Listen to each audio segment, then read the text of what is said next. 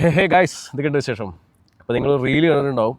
അതായത് ഗവൺമെൻറ് ഫണ്ടും ചെയ്ത് ഇപ്പോൾ ഒരു ഇന്നോവേറ്റർ ഫൗണ്ടറിൽ നിൽക്കുന്ന ഒരു ചെറുപ്പക്കാരൻ്റെ സ്റ്റോറി.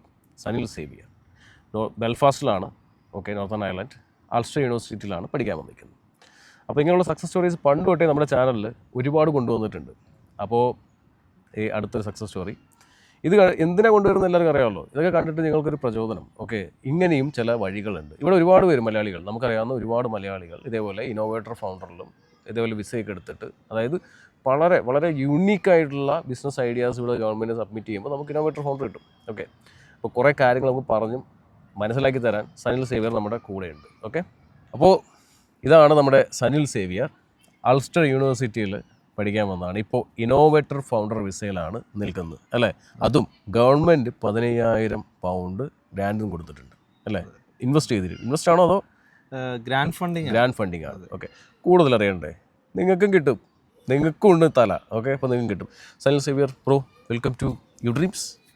അപ്പോൾ ബ്രോയുടെ ജേണി തൊട്ട് തുടങ്ങാം. പിന്നെ ബ്രോനെ ഒന്ന് ഇൻട്രൊഡ്യൂസ് ചെയ്യാം ഫസ്റ്റ്. അതിനുശേഷം നമുക്കിങ്ങനെ പതിയെ കഥയിലേക്ക് കടക്കാം. പറഞ്ഞു ബ്രോ, നമുക്ക് എപ്പോഴാണ് വന്നത്, ഏത് വർഷമാണ് വന്നത്, നാട്ടിലെവിടെയാണ് അത് പറയാം. അതായിരിക്കും നാട്ടിൽ ഫസ്റ്റ് എല്ലാവർക്കും നാട്ടിലെവിടെയാണ് ചോദിക്കുന്നത്. ഈ കമൻറ്റ് വരും, നാട്ടിലാകാതെ എവിടെയാണ്. ഞാൻ പാലക്കാട്. നമ്മൾ പാലക്കാട്. നമ്മൾ കുറച്ച് അധികമായിട്ട് ഇങ്ങനെ ഇൻസ്റ്റാഗ്രാമിൽ സംസാരിക്കുന്നെങ്കിൽ നേരിട്ട് കാണുന്നത് ഇപ്പോഴാണ്. Thanks for the invite bro. ഞാൻ നാട്ടിൽ കൊല്ലമാണ്. 2021 ബെൽഫാസ്റ്റിൽ വരുന്നത്. MSc in management. നമ്മൾ അന്ന് തൊട്ട് നമ്മൾ പറയുന്നുണ്ട് ബ്രോ ബെൽഫാസ്റ്റ് വരണം, നമുക്കൊരു വീഡിയോസ് എടുക്കണം. ഇതുവരെ നടന്നിട്ടില്ല, 5 വർഷം ഇല്ല. ലാസ്റ്റ് പുള്ളി ഇങ്ങോട്ട് വരുന്നത്, പുള്ളി ഇവിടെ വന്ന് സക്സസ് ആയി, എന്നിട്ട് ഇങ്ങോട്ട് വരേണ്ട അവസ്ഥ വന്ന്. സോറി ബ്രോ, എനിക്ക് ചൈൽഡ് കെയറും പരിപാടിയൊക്കെയാണ് മെയിൻ പ്രശ്നം. നോ പ്രോബ്ലം, നമ്മളെല്ലാവരും ബിസിയാണ്. അപ്പം ഒന്നുമില്ല, വളരെ സിമ്പിളാണ്. 2021 വന്നു, 2022 പാസ് ഔട്ടായി. ദെൻ PSW കഴിഞ്ഞു. ഈ സമയത്തൊക്കെ ഞാൻ ബ്രോയെ ഫോളോ ചെയ്യുന്നുണ്ട്. ബ്രോയുടെ ഓരോ സമയത്ത് വീഡിയോസ് വരുന്നുണ്ട്, ഇതൊക്കെയാണ് ഓപ്പർച്യൂണിറ്റീസ്.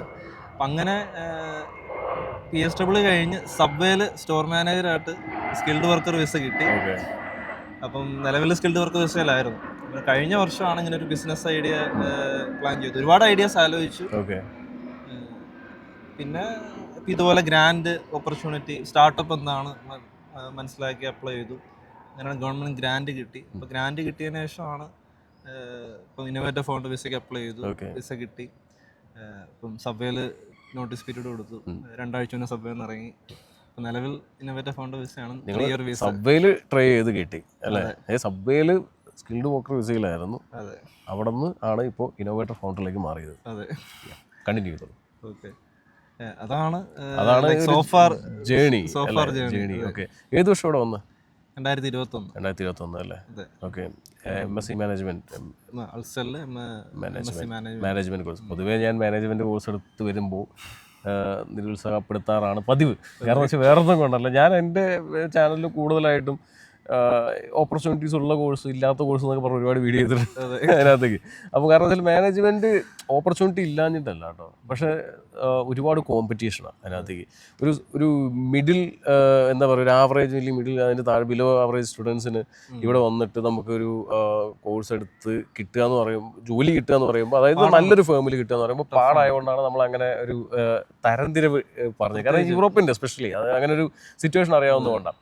ബട്ട് ഇവിടെ സംതിങ് ഡിഫറെൻ്റ് ആണ്. അതല്ല, ഇവിടെ ഒരുപാട് പേര് കണ്ടിട്ടുണ്ട് കേട്ടോ, മാനേജ്മെന്റ് കോഴ്സ് എടുത്ത് വന്ന് ഒരുപാട് പേര് ജോലി കിട്ടിയവർ കണ്ടിട്ടുണ്ട്. അപ്രീഷിയേറ്റ് ചെയ്യുന്ന അവരുടെ ഹാർഡ് വർക്കിനെ. ഡിഗ്രി BA ഇംഗ്ലീഷ് ആണ്. അതെ. അപ്പോൾ നമുക്ക് അത് വെച്ചിട്ട് കോഴ്സ് എടുക്കാനുള്ള ലിമിറ്റേഷൻസ് ഉള്ളതുകൊണ്ട് ഉള്ള ഒരു പ്രശ്നമാണ്. നമ്മൾ അങ്ങനെ ട്രൈ ചെയ്തു, അങ്ങനെ അത് കിട്ടി. പിന്നെ ഇതൊരു ടഫാണ് ഒരു കാര്യം. ഇപ്പൊ ഈ പറഞ്ഞ പോലെ വളരെ ടഫാണ് മാനേജ്മെന്റ് എടുത്ത് തന്നെ ഒരു സ്പോൺസർഷിപ്പ് കിട്ടാനും കാര്യങ്ങളെല്ലാം.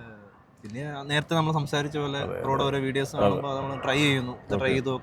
വളരെ സന്തോഷം. അതെ. അപ്പോൾ പക്ഷേ ഞാൻ വരുന്നതിന് മുന്നേ ബ്രോയുടെ വീഡിയോസ് ഒക്കെ കണ്ടിട്ടില്ല, അതുകൊണ്ടായിരിക്കും ഇല്ല, അതെന്തായാലും നന്നായി. ഒരു പക്ഷേ അന്ന് മാനേജ്മെന്റ് കോഴ്സ് എടുത്ത് കണ്ടാണെങ്കിൽ ചിലപ്പോൾ പ്ലാൻ മാറ്റിയുണ്ട്. എനിവേ കുഴപ്പമില്ല. അതുപോലെ തന്നെ ബെൽഫാസ്റ്റ് ഒരു ഐഡിയ ഇല്ല. അപ്പോൾ നമ്മള് ഇവിടെ വരുന്നതിന് മുന്നേ ബെൽഫാസ്റ്റ് നോർത്ത് അയർലൻഡ് അങ്ങനെ നമുക്ക് വലിയൊരു പിക്ചർ ഇല്ല. ഞാൻ ശരിക്കും മാഞ്ചസ്റ്റർ ആണ് വരായിരുന്നത്. അന്നേരം ഒരു ഏജന്റ് ചെയ്ത ആപ്ലിക്കേഷൻ എന്തോ ശരിയാഞ്ഞിട്ട് നേരെ അങ്ങോട്ട് മാറി, ബെൽഫാസ്റ്റിലോട്ട് പോയി. കറങ്ങി തിരിഞ്ഞ് ഇപ്പൊ എന്തായാലും ഇവിടെ എത്തി. ഇപ്പൊ ഒരു സ്ഥലത്ത് എത്തിയല്ലോ, അല്ലേ? അതിനകത്തേക്ക് ഇവിടെ വന്നിട്ട് എത്ര ജോബുകൾക്ക് അപ്ലൈ ചെയ്ത്? അയ്യോ, ജോബുകൾ ഇഷ്ടം പോലെ. ഞാൻ നേരത്തെ പറഞ്ഞ പോലെ PSW സമയത്താണ് ഒരുപാട് ജോബിന് അപ്ലൈ ചെയ്യുന്ന സമയം ഒരുപാട് ട്രൈ ചെയ്തു. ഞാൻ ഹോസ്പിറ്റാലിറ്റി ആണ് കൂടുതൽ വർക്ക് ചെയ്തത്. പക്ഷെ അവിടെ സ്കിൽഡ് വർക്കർ വിസ കിട്ടി. അതെ, ഹോസ്പിറ്റാലിൽ വർക്ക് ചെയ്തു. അതിനുശേഷം ഒരു കോൾ സെൻറ്റർ ജോബ് കിട്ടി. അവിടെ കുറച്ചാൾ വർക്ക് ചെയ്തു. അതിനിടയ്ക്ക് ഡാറ്റ അനലിറ്റിക്സിന്റെ കോഴ്സൊക്കെ ഓൺലൈൻ ചെയ്തു. നെബോഷിന് ജോയിൻ ചെയ്തു. പറഞ്ഞായിരുന്നു ഞാൻ ഇതേപോലെ ഒരു സമയത്ത് ഞാൻ സേഫ്റ്റിക്ക് ഭയങ്കര ഓപ്പർച്യൂണിറ്റി ആണെന്ന് പറഞ്ഞ് വീഡിയോ ഒക്കെ ഒരുപാട് ചെയ്തിട്ടുണ്ടായിരുന്നു. അപ്പോൾ പുള്ളി നെബോഷിന് ജോയിൻ ചെയ്തായിരുന്നു. സംഭവം എന്ന് വെച്ച് കഴിഞ്ഞാൽ സേഫ്റ്റിക്ക് സ്റ്റിൽ ഓപ്പർച്യൂണിറ്റി ഉണ്ട്. ബട്ട് ഇപ്പോൾ ഞാൻ പറഞ്ഞില്ല, ഇപ്പോൾ നമ്മുടെ നാട്ടിൽ ഒരുപാട് ഒരു safety health and safety course ഇല്ലെങ്കിൽ ഗ്രാജുവേഷനോ അല്ലെങ്കിൽ നെബോഷൊക്കെ എടുത്തിട്ട് ഒരുപാട് മറ്റേ മിഡിൽ ഈസ്റ്റിലൊക്കെ വർക്ക് ചെയ്യുന്നുണ്ട്, എക്സ്പീരിയൻസ് ഉള്ള ആൾക്കാർക്കുണ്ട്. അവർക്കൊക്കെ വന്നു കഴിഞ്ഞാൽ സ്റ്റിൽ ജോലി പോസിബിലിറ്റീസ് ഉള്ള ഒരു മേഖലയാണ് ഹെൽത്ത് ആൻഡ് സേഫ്റ്റി എന്നുള്ള.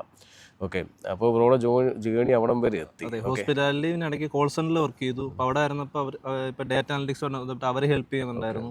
അപ്പോൾ അവരോട് പിന്നെ സബ്വേയിൽ ജോബ് കിട്ടി. ആദ്യം അവർ പറഞ്ഞു ആദ്യം നിങ്ങൾ വർക്ക് നോക്കിയിട്ട് നമുക്ക് സ്പോൺസർഷിപ്പ് ആലോചിക്കാമെന്ന് പറഞ്ഞു. അന്നേരം കോൾ സെന്ററിൽ അവർ പറയും നിങ്ങൾ പോകരുത്, സ്റ്റേ ചെയ്യണം, ഞങ്ങൾ പ്രൊമോഷൻ തരാം. അപ്പോൾ ഞാൻ ഇല്ല പ്രൊമോഷൻ തരാം, പൈസ കൊടുത്തു. അപ്പോൾ ഞാൻ വിസ തരൂ, വിസ ഇല്ല, സോറി പ്രൊമോഷൻ മാത്രമേ ഉള്ളൂ. പിന്നെ സബ്വേയിൽ പോയി വർക്ക് ചെയ്തു. 6 മാസം കഴിയുമ്പോൾ അവർ പറഞ്ഞു സ്പോൺസർഷിപ്പ് തരാം. അപ്പോൾ സബ്വേയിൽ എന്നിട്ട് സ്പോൺസർഷിപ്പ് കിട്ടി. 3 വർഷത്തെ വിസ ആയിരുന്നു. 2 വർഷം ആയിട്ടുള്ളായിരുന്നു. സ്റ്റിൽ 1 വർഷം വിസ പെൻഡിങ് ഉണ്ടായിരുന്നു.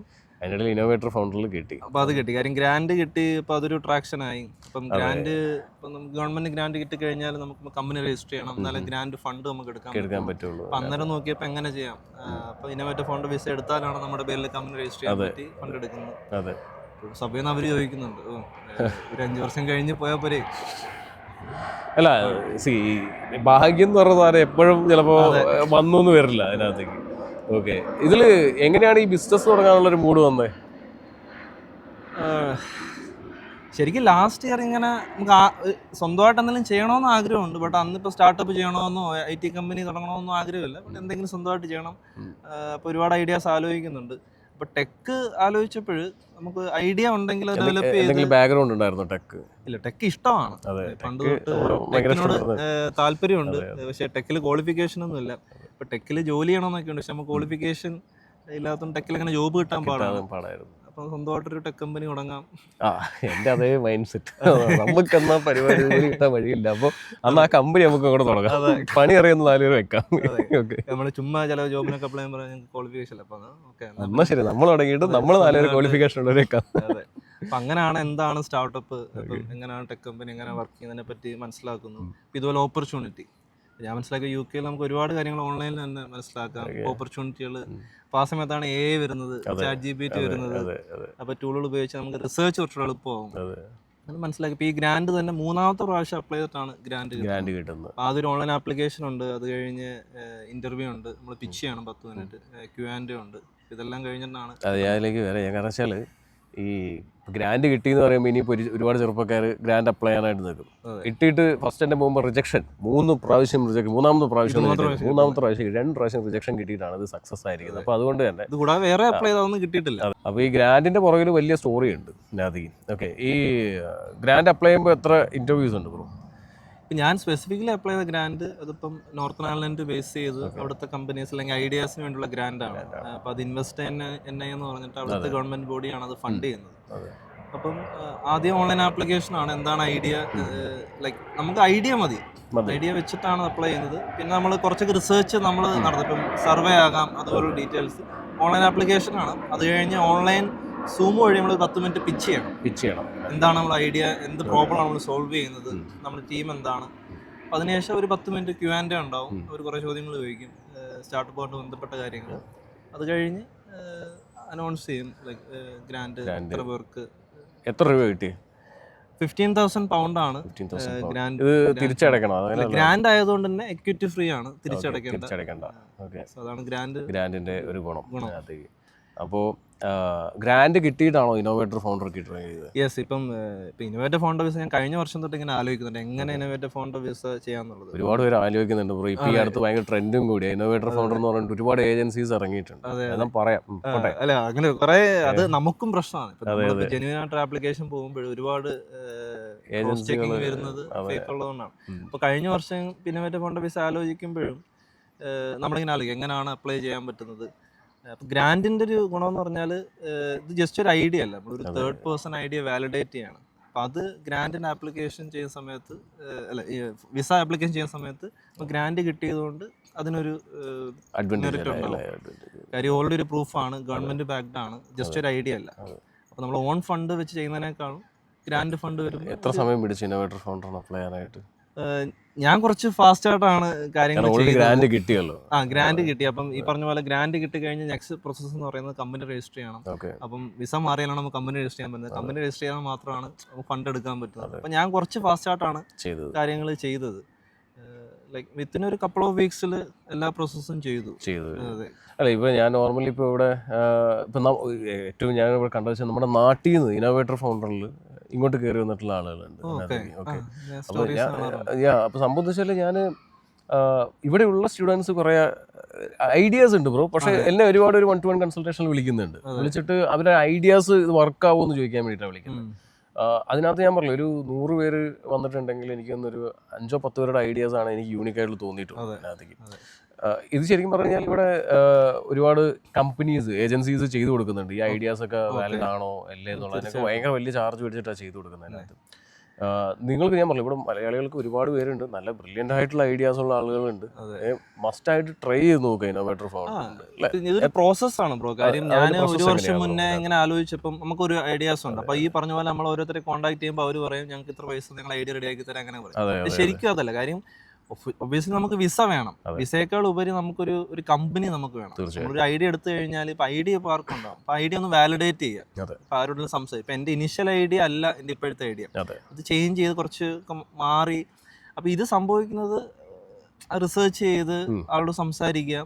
ഇപ്പൊ ഗ്രാൻഡിന് അപ്ലൈ ചെയ്തു. ഇപ്പൊ ഗ്രാൻഡിന് അപ്ലൈ ചെയ്യുമ്പോൾ ഫസ്റ്റ് ആപ്ലിക്കേഷനിൽ ഉള്ള സെയിം ഐഡിയ ആണെങ്കിൽ പോലും ചെറിയ വ്യത്യാസങ്ങൾ ഉണ്ടാവും. സെക്കൻഡ് ആപ്ലിക്കേഷൻ പോകും. തീർച്ചയായിട്ടും ഇതിൽ ഏറ്റവും ജോബ് ഇന്റർവ്യൂ ഒക്കെ അപ്ലൈ ചെയ്യുമ്പോൾ നമുക്കൊരു മെയിൽ വരുമല്ലോ, അൺഫോർച്ചുനേറ്റ്ലി നിങ്ങൾ സെലക്ട് ചെയ്യും. ഗ്രാൻഡ് അപ്ലൈ ചെയ്യുമ്പോഴും നമുക്കൊരു മെയിൽ വരും, അൺഫോർച്ചുനേറ്റ്ലി നിങ്ങളുടെ ആപ്ലിക്കേഷൻ ഫെയിലായി.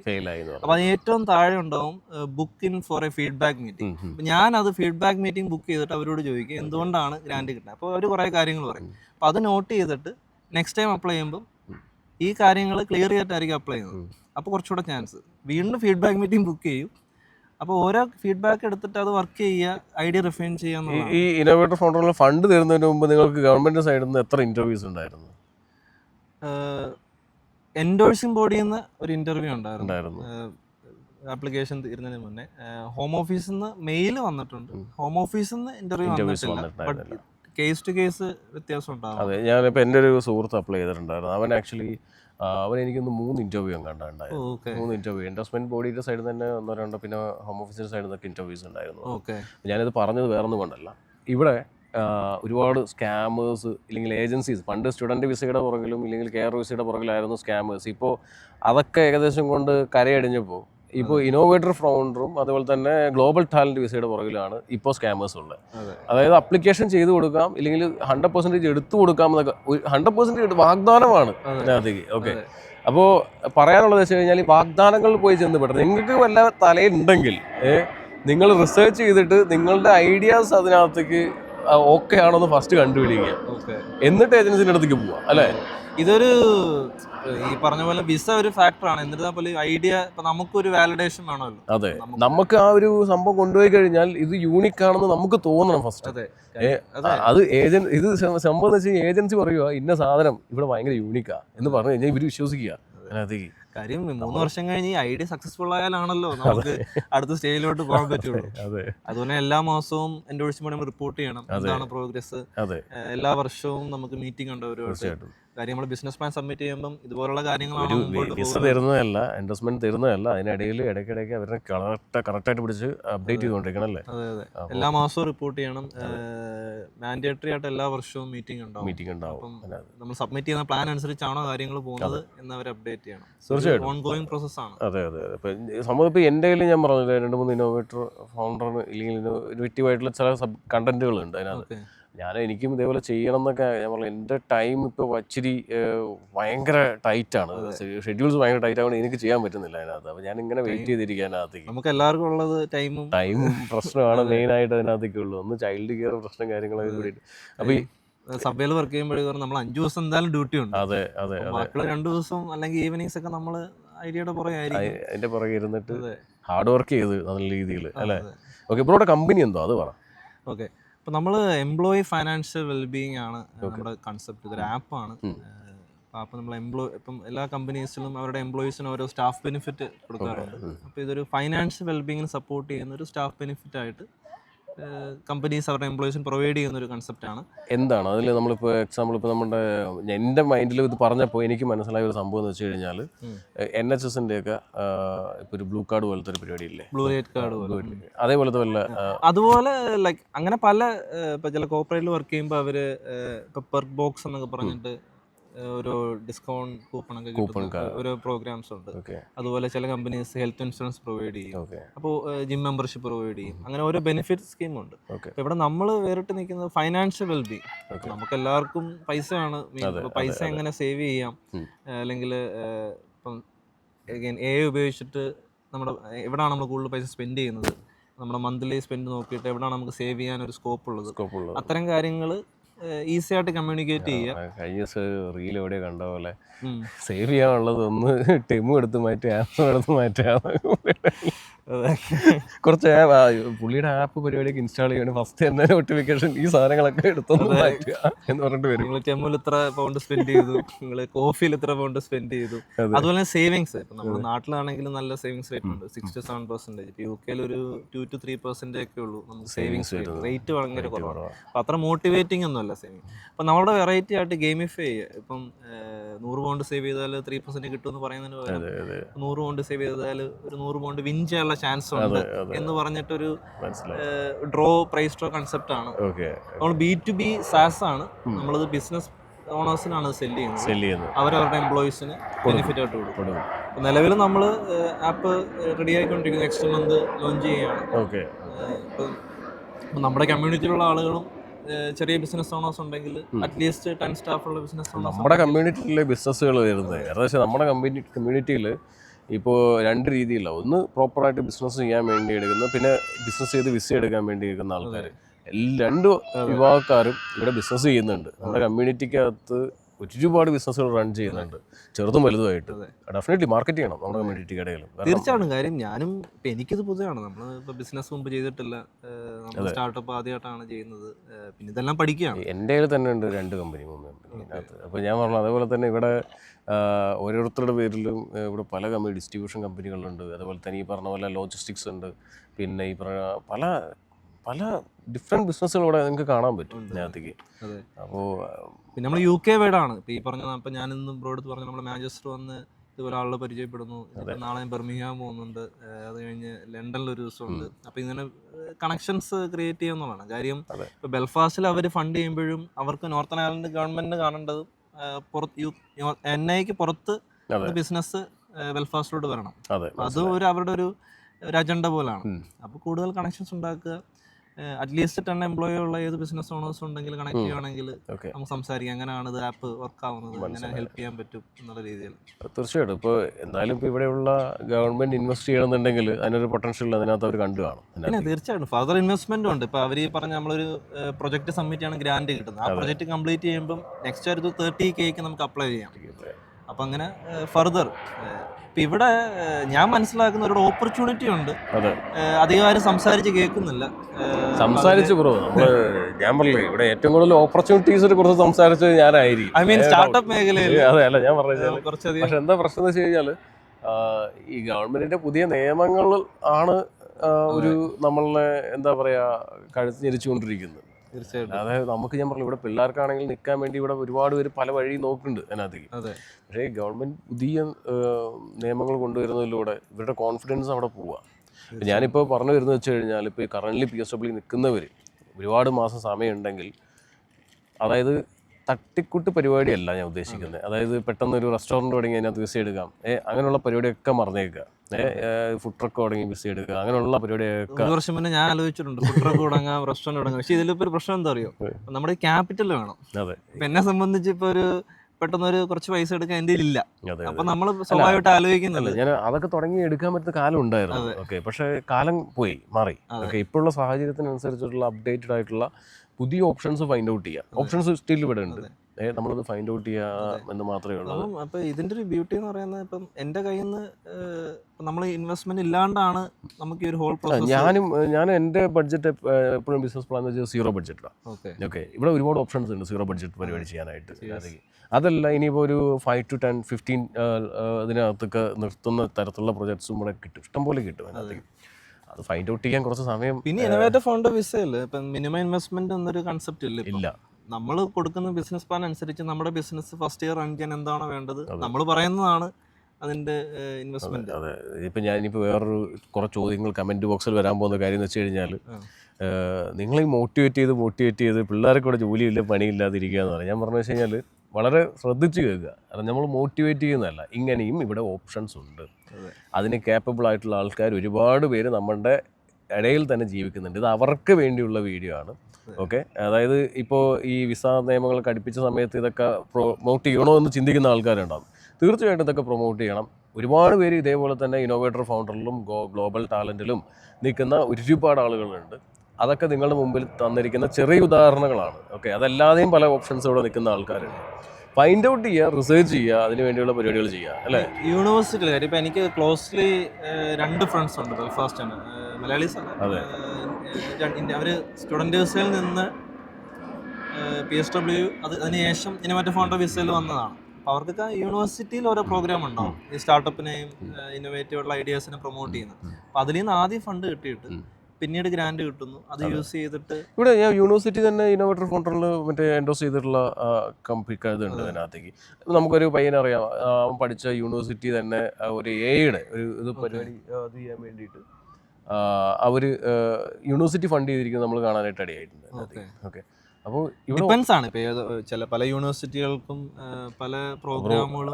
അതാണ് നമ്മുടെ ഒന്ന് റിസർച്ച്, പിന്നെ നമ്മൾ കൊടുക്കുന്ന പ്രൊജക്റ്റിൻ്റെ ഒരു കപ്പാസിറ്റി അല്ലെങ്കിൽ അതിൻ്റെ ഒരു ഫ്യൂച്ചർ, ഇതൊക്കെ ബേസ്ഡ് ആണ് യൂണിവേഴ്സിറ്റി ഫണ്ട് ചെയ്യണോ വേണ്ടത് തീരുമാനിക്കുന്നത്. നിങ്ങൾ കൊടുക്കുന്ന സാധനം അത് വളരെ യൂണീക്ക് ആണെന്നുണ്ടെങ്കിൽ ഡെഫിനറ്റ്ലി യൂണിവേഴ്സിറ്റി അത് ഫണ്ട് ചെയ്യും. ഓപ്ഷൻസ് ഉണ്ട്, ചോദിച്ചോണ്ടിരിക്കുക, അന്വേഷിക്കുക. ഇപ്പം ഉണ്ട്, ഇപ്പം നമ്മളെല്ലാവരും യൂസ് ചെയ്യുന്നവരാണ്. നമ്മളിപ്പം മുമ്പ് ഒരു 1-2 മണിക്കൂർ എടുക്കുന്ന പരിപാടികൾ ഇപ്പം 5-10 മിനിറ്റിനകത്ത് പരിപാടി. നിങ്ങളൊരു 10 ഏജൻസി പോയിട്ട് അന്വേഷിക്കുന്നതിന് പകരം ChatGPT എടുക്കില്ല, ക്ലൗഡ് എടുക്കുക, എല്ലാവരോടും സഹായം ചോദിക്കുക എന്നുള്ളതാണ് വേറൊരു സംഭവം. ഇവിടുത്തെ പിന്നെ പൊതുവെ ആളുകൾ ഹെൽപ്പ് ചെയ്യാൻ റെഡിയാണ്. ചോദിക്കുക, ഇപ്പം ബ്രോ 1-2 പേര് കണക്ട് ചെയ്തിട്ട് അവരെ വിളിച്ച് സംസാരിച്ചു. തീർച്ചയായിട്ടും ഞാനിപ്പോൾ നമ്മുടെ കയ്യിൽ തന്നെ ഒരു സർക്കിൾ ഇപ്പോൾ ഉള്ളത് വെച്ച് കഴിഞ്ഞാൽ ഇതേപോലെ ഇന്നോവേറ്റർ ഫൗണ്ടർ കിട്ടിയ ഒരു സർക്കിളുണ്ട്, അതുപോലെ തന്നെ ഗ്ലോബൽ ടാലൻറ്റ് കിട്ടിയൊരു സർക്കിളുണ്ട്. അപ്പോൾ ഞാനിപ്പോൾ എൻ്റെ അടുത്ത് വരുന്നത്, ഞാൻ കുറച്ച് കൺസൾട്ടേഷൻ എടുത്ത് വരുന്നവരുടെ അടുത്ത് ഞാനൊരു ഇനീഷ്യലി അവർക്കൊരു ബ്രീഫ് കൊടുത്ത് പിന്നെ ഈ എക്സ്പീരിയൻസ് ഉള്ള ഇവരുടെ അടുത്ത് കൊടുക്കുകയോ ചെയ്യുന്നത്. ഗ്ലോബൽ ടാലൻറ്റ് കിട്ടിയവരാണെങ്കിൽ ഇന്നോവേറ്റർ ഫൗണ്ടർ, അപ്പോൾ അവർ ഒരു പ്രോപ്പർ ഗൈഡൻസ് അവർക്ക് കൊടുക്കും. അപ്പോൾ അങ്ങനെ ഒരു 10 പേരിൽ ഒരു 2 പേര് രക്ഷപ്പെട്ടാൽ നമ്മൾ ഹാപ്പിയാണ്. അതിനകത്ത് ട്രൈ ചെയ്യണം, പറഞ്ഞ കണക്ക് ട്രൈ ചെയ്യുക, നടക്കുമ്പോൾ നടക്കും, പിന്നെ ഐഡിയയും സെറ്റ് ആകണം. അതെ, ഇപ്പോൾ അൾസ്റ്റർ യൂണിവേഴ്സിറ്റിയിൽ കോഴ്സ് എടുത്ത് ഇവിടെ വന്ന് ഒരു സ്കിൽഡ് വർക്കർ വിസയിൽ കയറി അവിടെ നിന്ന് ഇന്നോവേറ്റർ ഫൗണ്ടറിലാണ് ഇപ്പോൾ നിൽക്കുന്നത്. അതും ഗവൺമെൻറ്റിൻ്റെ ഗ്രാൻറ്റുമാണ്. ഓക്കെ, ഇതൊരു ഇങ്ങനത്തുള്ള ഒരുപാട് വീഡിയോ നമ്മുടെ ചാനലുകൾ കണ്ടിട്ടുണ്ടാവും. പക്ഷേ ഞാൻ പറഞ്ഞില്ലേ, ഓരോ സാഹചര്യത്തിനനുസരിച്ചിട്ട് ഇപ്പോൾ ഉള്ള ഗവൺമെൻറ്റിൻ്റെ മറ്റേ മാറ്റങ്ങളും കാര്യങ്ങളൊക്കെ അതിന് ഇടയിലും ഇതേപോലുള്ള പരിപാടികൾ നടക്കുന്നുണ്ട്. സോ ഹാർഡ് വർക്ക് ചെയ്യുക, ട്രൈ ചെയ്തുകൊണ്ടിരിക്കുക, ഫിഗർ ചെയ്യുക, അത്രയേ ഉള്ളൂ. വേറെ എന്തെങ്കിലും നമ്മൾ പറയാൻ പറ്റിയിട്ടുണ്ടോ ബ്രോ?